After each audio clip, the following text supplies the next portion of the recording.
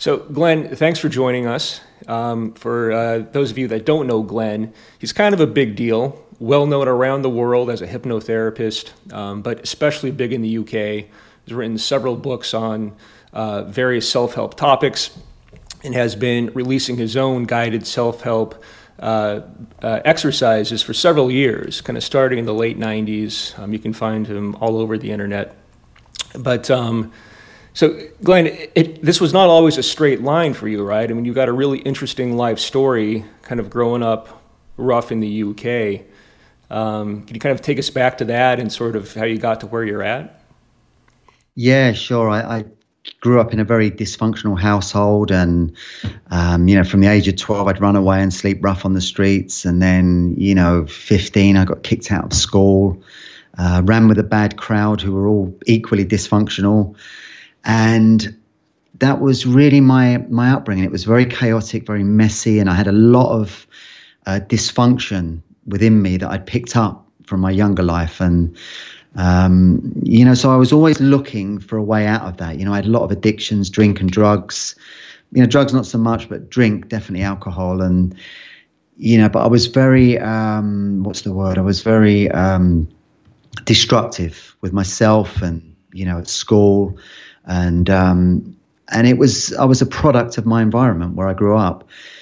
So as life progressed and I got a bit older, my one saving grace, I became a musician. I learned to play the guitar quite young because I was into punk music in the 70s, the Sex Pistols and the Clash and all that kind of thing. Good and it resonated with me because I was angry, young, and then this loud, aggressive music came along and it was like, that's for me. It just totally hooked me in. And so it gave me an expression. It gave me an outlet. And I learned to play the guitar. I used to play the bass guitar back then.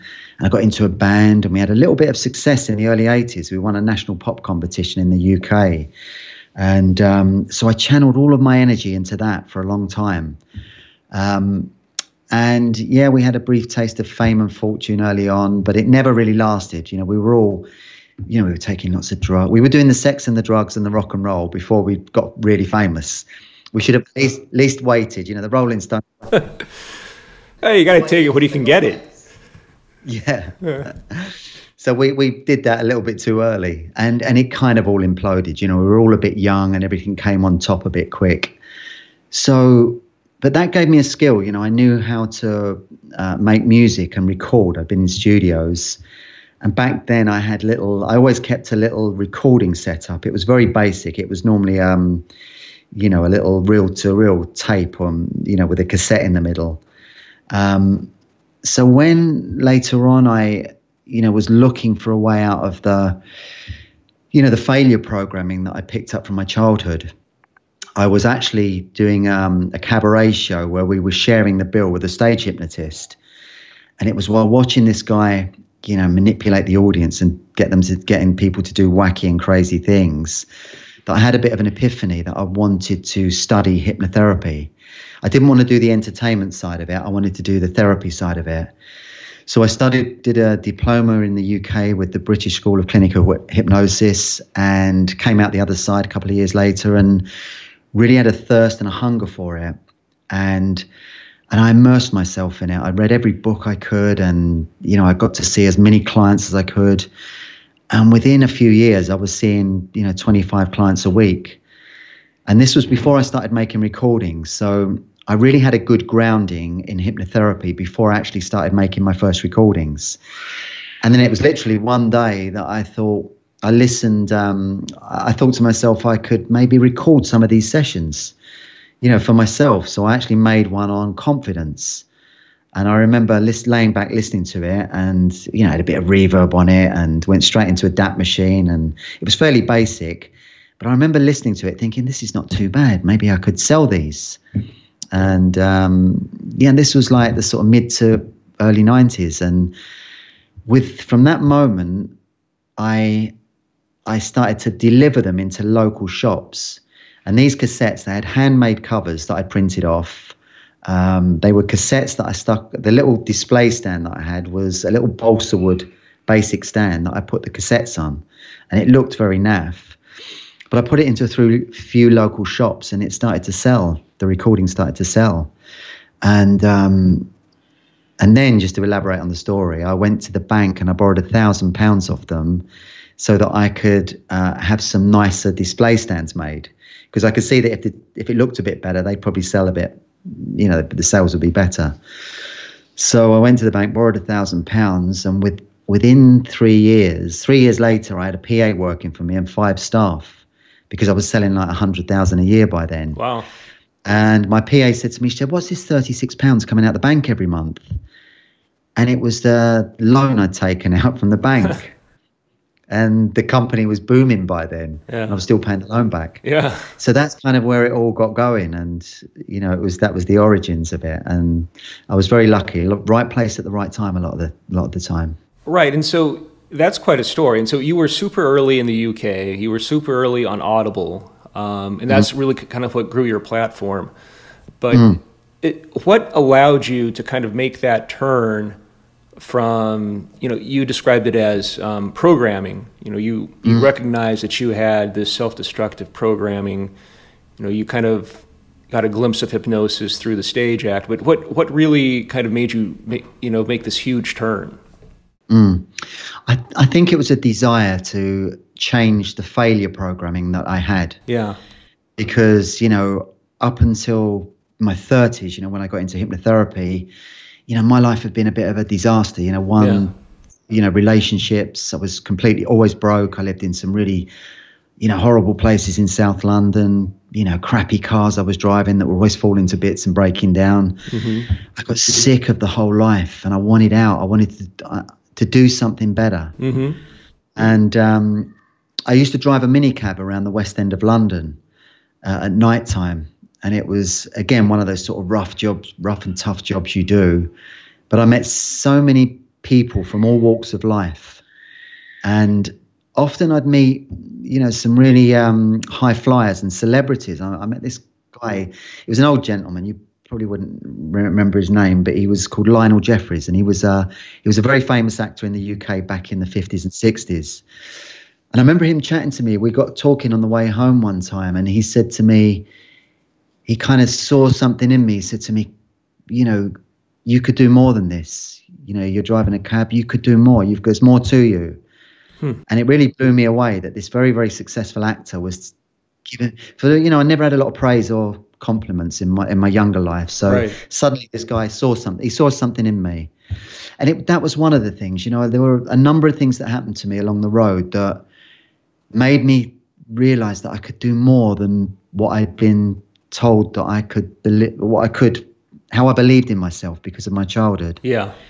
When you're told a million times that you're no good, you're stupid, you're useless, you're never going to amount to much, as a young kid, you take all that on, you believe it. And so, I realized that I could, work on my inner self and I could change a lot of that programming. Right. And that was the real key. And with hypnotherapy, I found a tool to do just that. And so, I would, I learned self-hypnosis, and I would spend, hours a day in a state of self-hypnosis, working on feeling more confident, feeling more abundant, being, getting on with people, finding opportunities. And so I worked really, really hard on that. And sure enough, the external world responded in a very positive way. And I started to meet, more positive people, and opportunities started to come to me. And it really was a kind of then and now situation. And as soon as I got on that path, I got the momentum built over time, and I did become, more successful and happier and hang out with much nicer people. And, I feel still I'm on that journey now. I'll still be on the self-help thing when I'm 90, working on my inner self and clearing those layers, peeling the onion, because I think we're all a work in progress. We're all trying to clear our conditioning and raise our vibration, raise our energy, and, realize our potential. So a bunch of your stuff deals with conditioning, negative conditioning, changing that programming. And that is on this higher perspective meditation that you've done with us. But you're also known for sleep, right? That's one of your big application areas. Yeah, sleep is still the most popular recording because I think in this day and age where everyone's on technology until late at night, and I get guilty of it at times. It's so easy to be on your phone sending messages at 11 o'clock or 12 o'clock. So sleep is a big issue for most people. And, so the recordings, I've done a number of different sleep recordings. I have done a binaural sleep recording and other sleep recordings that, wind people down at night and take them into that state where their brainwaves slow from 14 cycles down to the, beta, alpha, theta, and delta state, down to that lovely sleep state. Yeah. And it's such a nice way to do it, to listen to a recording. And if you resonate with it and you're into it, you just go with it and go down.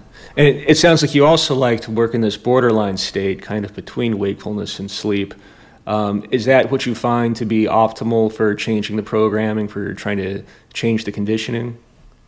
Yeah, absolutely. Because if people go too deep asleep in with the recordings, they tend to, there's up to a certain point they'll take on the suggestions, but when they drop too deep asleep, maybe in the delta state, they will not be taking on the suggestions. So, the recordings I make tend to prime the listener to take on board the suggestion. So to be in the most receptive state at the right time. And I've always used a combination of, my hypnotherapy language and techniques and music because of my musical background. And that's the key. And so it's really making, because I found as a therapist one-to-one, seeing clients, it wasn't necessarily about the depth of trance that they went into, but it was always more about how receptive they were to taking on board the suggestion. Yeah.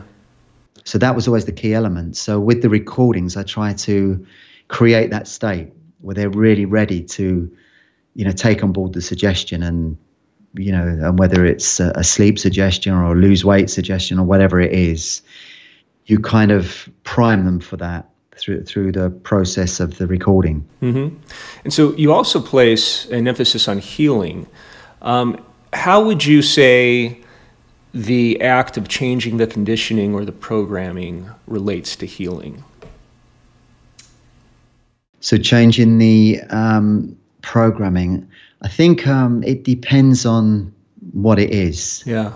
The healing side of things, I've really, with me, because I had so much dysfunction and so many addictions from my younger life, the healing side of it played a big part in my journey.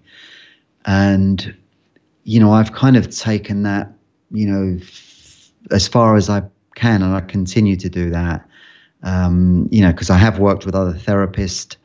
I've worked with plant medicine. I've experienced ayahuasca a number of times and found that to be pretty amazing. That's really helped me. And,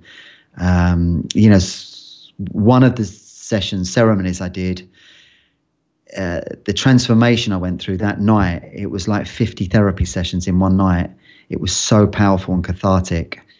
And, but that was for me, for every person. I always think, there's certain healing modalities that suit different individuals because we've all got different makeups. With me, when I heard and read about ayahuasca, I was drawn to it immediately because I could see that it was very powerful. And the shamans say that the medicine, when you're ready for it, the medicine calls you. And again, I would meet the right people at the right time back then who would take me, down that road and into these amazing ceremonies that I experienced. And even now, I live out here in southern Spain, and I did a ceremony not so long ago down along the coast in Marbella. Yeah. But it was a little bit of a commercial setup. There were 20 or 30 people in the room, and they'd flown this shaman over from South America, and he looked a bit like he'd done it 1,000 times, and he didn't seem very present to me. And the medicine wasn't very strong either. So that was not I didn't get a lot from that. Yeah. So it's really important if you go down these roads to find the right people and follow your heart and follow your intuition to connect with the right people so that you're going to get the the best end result from it.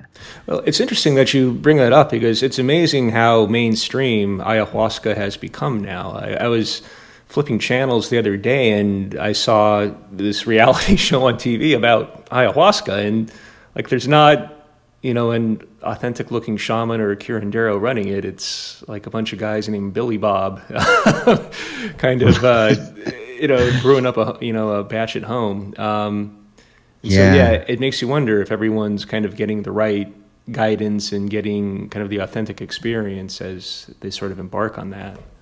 And as I understand it, the medicine is such it's revered in South America. It's revered as this amazing ceremonial experience that you can partake in, that can heal you of so much. Past life karma, past life, things that you come into this life with, addictions. This well documented that heroin addicts have been able to completely go clean after a ayahuasca ceremony. Mm-hmm. But and I also think what you said there is so true. It's very pervasive now. You read about it a lot and you see it a lot. It's in mainstream TV you see it, and it kind of shows that there's a real need in people now for that healing. People are looking deeper. Yeah, there's so much of it. People are crying out for help, aren't they? And a desire to be healed. Yeah, there's a lot of wounding out there. And people are looking for ways, different modalities to try to address that. And they might not even consciously be aware of exactly what it is that needs to be addressed in them. They just know that something's not right. Or hoping that there's some better way to be. Yeah. So people are waking up to different forms of healing and, willing to, go the nth degree. And, it's a interesting time that we live in, because we live in this amazing age of technology. Just what we're doing now. You're in Los Angeles, I'm in southern Spain, and we're sharing this, our experiences, and it's incredible. Absolutely incredible. But there's also this chaos in the world and the stress, and you look at the people running the show. You look at the people, you think, is this, are these the best people to be running this? Yeah. So it's a crazy time in a lot of ways, but it's also very exciting. And there are a million opportunities that we've got that our grandparents never had. Yeah. I mean, I would say this, my grandfather worked in a really crappy factory in London on a really low wage for 50 years, never expected to get any promotion, never got it. And at the end of it, they gave him a watch that was worth $2 bob. So he never traveled anywhere, never went anywhere. He lived in that life, and he was, he doffed his cap to the bosses, and that was his lot. And that was for the majority of people in the UK anyway. That was the case. And I'm sure it was, the case in the States. So 2 generations later, the world's open. There's all these opportunities, and you can come from very humble background, humble beginnings, and, make a very good life for yourself. Yeah. So it's an interesting time that we've incarnated into, and I love it. But there's all the pitfalls as well. What was it Oscar Wilde said? I can resist anything except temptation. Yeah. And that's always where we fall, isn't it, as human beings? Yeah. We're always kind of involved in some level of grasping or aversion, right? And that, much of that is based on our conditioning, on our programming. Yeah, absolutely. The material treadmill that, if you get the promotion or you get the bigger house or the nice car, you're going to be happy, and it doesn't always pan out like that. I realized early on when I was working as a hypnotherapist, I worked in quite a nice part of South London, a place called Chislehurst, and it was like a stockbroker area. Right. And I used to see all these guys who were very, very wealthy and successful, but they were burnt out. Yeah. They were having panic attacks and just couldn't cope. So their life was so out of balance. Right. That desire for material acquisition was so strong that there was no balance there, and right. It was burning. So how about you now, Glenn? I mean, you've got all the stuff. You're successful. But Yeah. you've chosen to move to southern Spain, kind of lead a quiet life. I mean, you seem very content. I mean, it's plain to see. So how much of your happiness do you think derives from having the stuff versus, what's going on inside of you? Well, the material stuff, you mean? Yeah, right. Yeah, I mean, that's lovely. I really do appreciate that. Yeah. And having come from a place where I was so broke for so long, Yeah. and lived in rough areas, I'm really glad I had that now, because it gives you that contrast. But the truth of it is, it's lovely to be able to have that, but it doesn't, you can have all that and not be happy. Right. Yeah. So you have to get that balance. You have to work on your inner self. And, for me, it's about continuing clearing, because as I clear stuff now, I still find there's more to do. There's always more to do. And I will continue to do that, because, it's a journey, it's a work in progress. And, I've met some very knowledgeable people and very wise shaman, and having got to know them, you realize that they've got stuff. Yeah. Even though they know a lot of things, and they're experiencing life at a very higher vibration, if you like, they're still human beings with their own issues and stuff to work through. Yeah. So I think, we're all on that path, and whether we realize it or not. So that's a very important thing. I love my career and I love what I do, but it's so much about getting a balance in life as well, happiness, and, working on relationships, and right. that nicer balance. Right. And I asked the question because there's quite a few studies now that indicate that after you have your basic needs met, roof over your head, food on the table, clothes on your back, each additional dollar of wealth or of income doesn't do that much to increase your overall life satisfaction. No. It comes from other stuff. And yeah, I've kind of experienced that personally as well. Yeah, absolutely. It's that same thing, isn't it? I do know someone very close to me who's extremely wealthy, but they're tied up with money problems, always got money problems, and tied up in knots, and it's really strange, but their whole focus in life was to make money. Right. Pretty much the exclusion of everything else. Yeah. It was such a drive, and it was their desire to make money was so out of balance, and they didn't take care of the other side of it. And they live a very superficial life, and not the money brings them comfort, material comfort, but there's so much missing. And, for me, I've got 2 little kids now. I've got 2 young kids. I'm 56, and I've got 2 little kids of 2 and 4. So I've kind of, done that journey later in life. I've got an older son who's 30, who's a great lad, and it's a challenge. That's a tough challenge, but it's also one of the most rewarding things you can do in life. I mean, these 2 little boys, they look up to me for everything, and I'm their provider for everything, and it's such a responsibility. But and as hard as it is, I absolutely love it. I love it, and it's like, I could be swanning around on a yacht if I didn't have them, and living in a flash place along the coast. But for me, that just doesn't appeal. It's like I look at people who do that, and they just, I don't know, there's a certain type of person that appeals to. For me, getting my hands dirty with these 2 young kids, it's going to be a much, when I leave this planet, it's going to be a much, much bigger legacy than having £1 million in the bank or whatever. Mm-hmm. Working from your heart, that's always what I come back to. When life gets a bit challenging or tough, or, you go off track, you come off the rails, go back to your heart, connect with your heart, and, operate from that.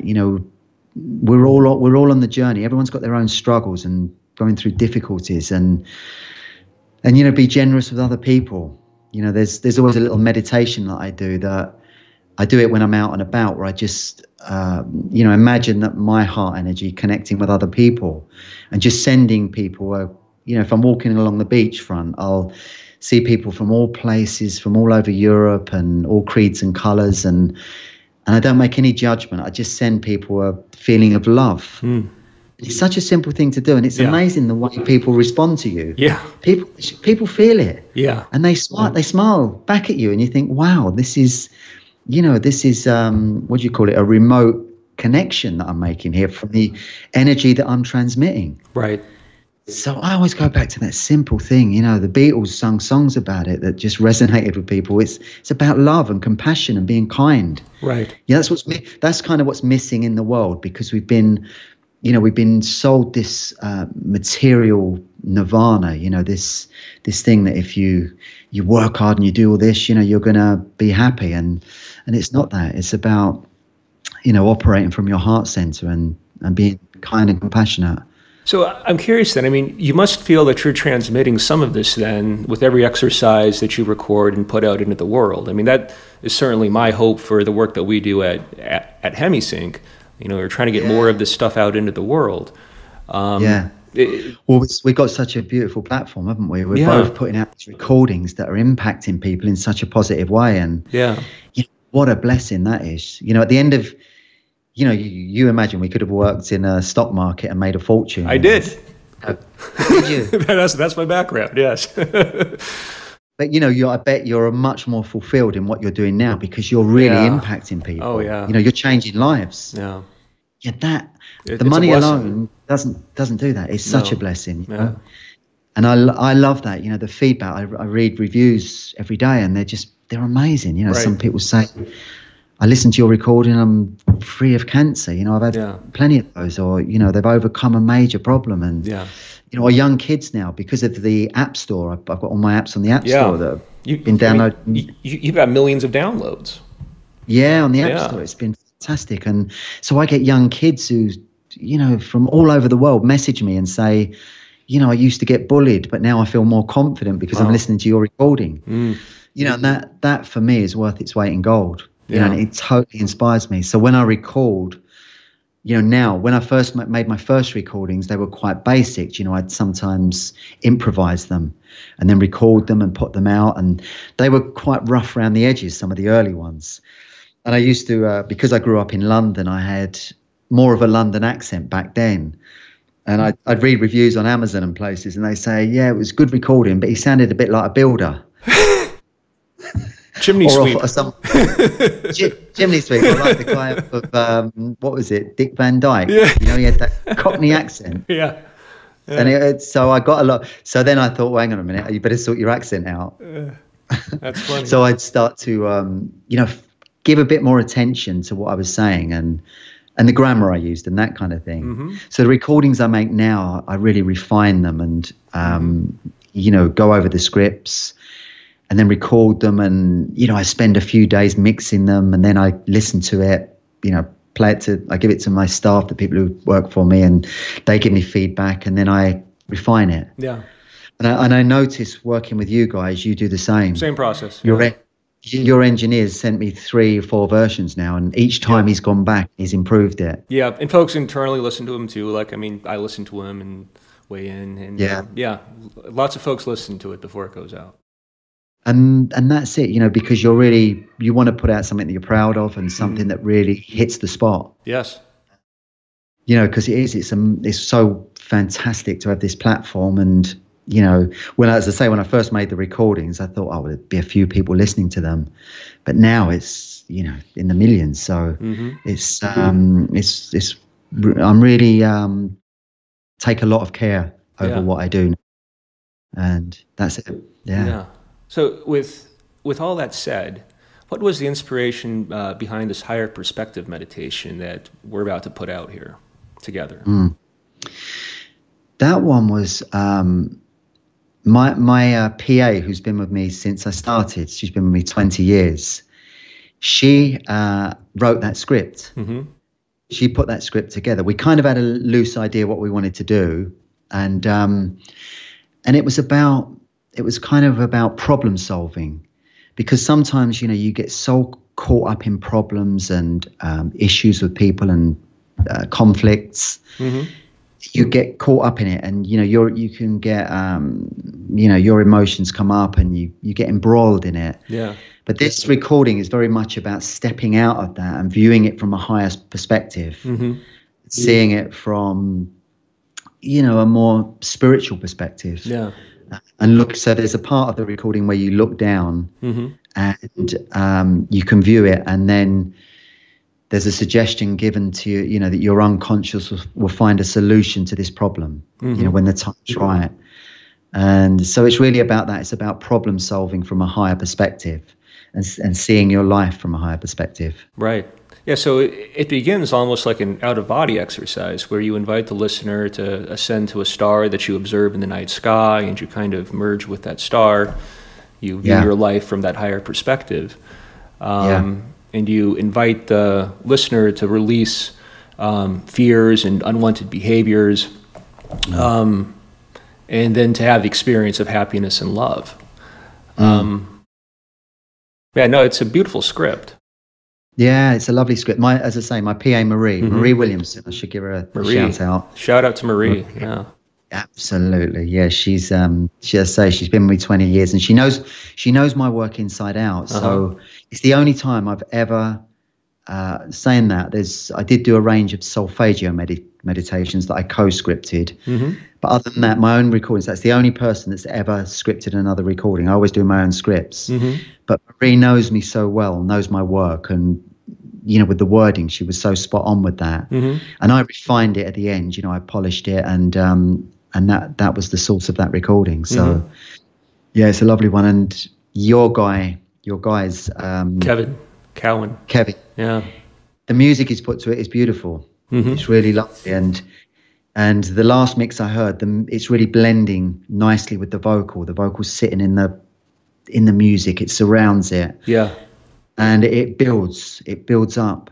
I love that. Yeah, I love that. And binaurals kick in towards the end, don't they? They all kind of have an arc of experience to them. So there's a binaural component through most of the exercise, but the frequencies change over the course of that exercise. And we try to leave space so that the user or the listener can have his or her own experience, and it's not totally dominated by the audio guidance. Yeah, I've kind of do that on my more recent recordings. That's, again, making meditation recordings. There's an art to it, isn't there? And you learn as you go along. It's like if you do anything for long enough, you get better at it. Yeah, we should do anyway. And I do leave that space. I leave space as well because, and the music Kevin's created around it is so hypnotic and beautiful. You can go with that. You can leave that space, and you get lost in it. Yeah, it's lovely. So it's good to have that. Yeah. So then the listener's got time to really process it. Yeah. So I'm also curious, how do we wind up working together? I'm actually not privy to the backstory. How did we find each other? Do you know? I'm trying to remember. It was probably it was quite a while ago, wasn't it? Maybe 6 months or a year ago. We started to message. Yeah. I've done recordings for other companies, but I'd only do that if I felt I was in sync with them. Right. And no pun intended. No. But listening to the quality of your work and knowing, and you've got a very good reputation in our business. Thank you. And I know you've been around for a very long time. Yes. Yeah. So, I'm careful who I will work with and who I will, collaborate with, and it just felt right. I think sometimes it's gut feeling, isn't it? Yeah. Because we started with a few emails, went back and forth, and you just get a feel from that, don't you? And it just kind of felt right. Right. It felt, it's not, it's nice now I'm in a position where I can say yes or no to things. Sometimes things come along and they can look appealing, but I don't know if I feel that they're not on the same sort of wavelength, or there's not the same end goal, then it's not for me. So right. Yeah. But this felt good, and you only got to listen to the recording now, how it's turned out, to know that it was spot on. Right. You know, it turned out the nice. stars were aligned. Yeah. Well, I'm glad it came together. Thanks for working with us, Glenn. I hope everyone who's watching this got something out of it. If you did, give us a like or share it up. Leave a comment. We'll try to get back to you. But thanks again. Until next time.